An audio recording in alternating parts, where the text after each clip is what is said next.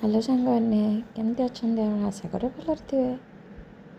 ତ ଆଜି ସକାଳୁ ମୁଁ 5ଟାରୁ ଉଠିଲି। ସେତେବେଳେ ବର୍ଷା ହେଉଥିଲା।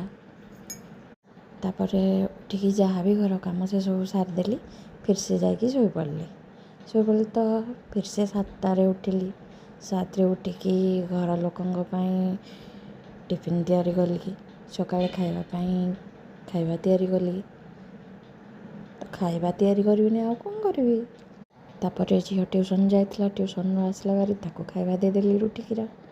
ତାପରେ ସେ ସ୍କୁଲ୍ ପାଇଁ ରେଡ଼ି ହୋଇଗଲା। ତ କହିଲା କି ମାମା ମୁଁ ସ୍କୁଲ୍ ପରେ ରେଡ଼ି ହେବି, ଆଗ ଗୋଟେ ରାଉଣ୍ଡ ମାରିକି ଆସେ ସାଇକେଲରେ। ତ ସେ ଗଲା ସାଇକେଲରେ ରାଉଣ୍ଡ ମାରି। ତାପରେ ଫିର୍ ସେ ଘରକୁ ଆସିଲା। ତାପରେ ସ୍କୁଲ୍ ପାଇଁ ରେଡ଼ି ହୋଇଗଲା। ତା ମୁଣ୍ଡ କୁଣ୍ଡେଇ ଦେଲି, ତା ଟିଫିନ୍ ଦେଲି, ତା ବହି ରଖିଦେଲି। ତ ସେ ସ୍କୁଲ୍ ଗଲା।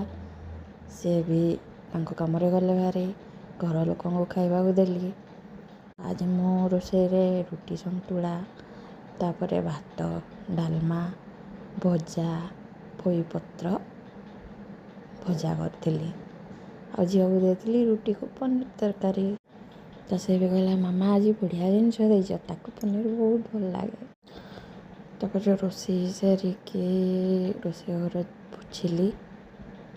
ତାପରେ ଲୁଗାପଟା ଧୋଇଲି। ତାପରେ ଆସିକି ବହୁତ ଟାୟାର୍ଡ଼ ଲାଗୁଥିଲା ସାଙ୍ଗମାନେ, ଆସିକି ଟିକେ ଶୋଇପଡ଼ିଲି ଯେ କ'ଣ ନିଦ ହେଲାନି। ମୋବାଇଲ୍ ଖେଞ୍ଚିଲି, ଭାବିଲି ଟିକେ ନିଦ ଲାଗିବ, ତଥାପି ନିଦ ହେଲାନି। ଆଖିରୁ ଖାଲି ଲୁହ ହିଁ ବାହାରିଲା। ଏତେ ଟାୟାର୍ଡ଼ ଲାଗୁଥିଲା, ଏତେ ନିଦ ବି ଲାଗୁଥିଲା, ତଥାପି ନିଦ ହେଲାନି। ମୁଁ ସକାଳେ ଖାଇଥିଲି ରୁଟିକୁ ପନିର। ପରେ ଟାଇମ୍ ହେଇଗଲା, ସେ ଟାଇମ୍ ଖାଇଲି ରୁଟି, ପନିର, ଆମ୍ବ, କାକୁଡ଼ି। ସେତିକି ହିଁ ଖାଇଛି। ଆଉ କିଛି ଖାଇଥାନ୍ତି, ଆଉ କିଛି ନଥିଲା। ତାପରେ ଘର ଲୋକଙ୍କ ଖାଇବା ଟାଇମ୍ ହେଇଗଲା। ତ ସେମାନଙ୍କୁ ବି ଖାଇବା ଦେଇଦେଲି। ଖାଇବା ଦେଇକି ଆସିକି ଟିକେ ବସିଲି। ତାପରେ ଫିର୍ସେ ଗଲି, ବାସନ ସବୁ ଧୋଇଦେଲି। ଫିର୍ସେ ଆସିକି କ'ଣ କରିକି ତ ଲେଖିବା ଷ୍ଟାର୍ଟ କଲି। ମୋତେ ଲେଖିବା ପାଇଁ ଭଲ ଲାଗେ। ତ ଯାହା ପାରିଲି ସେଗୁଡ଼ା ଲେଖି ଚାଲିଲି। ଝିଅ ପାଇଁ ହିଁ ଲେଖିଲି। ତାପରେ ଆସିକି ଲେଖା ସରିଲା।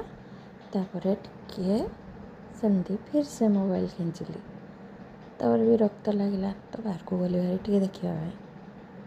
ଦେଖିଲି ଯେ ବର୍ଷା ପୁରା ବହୁତ ଜୋରରେ ବର୍ଷା ହେଉଥିଲା ସାଙ୍ଗମାନେ।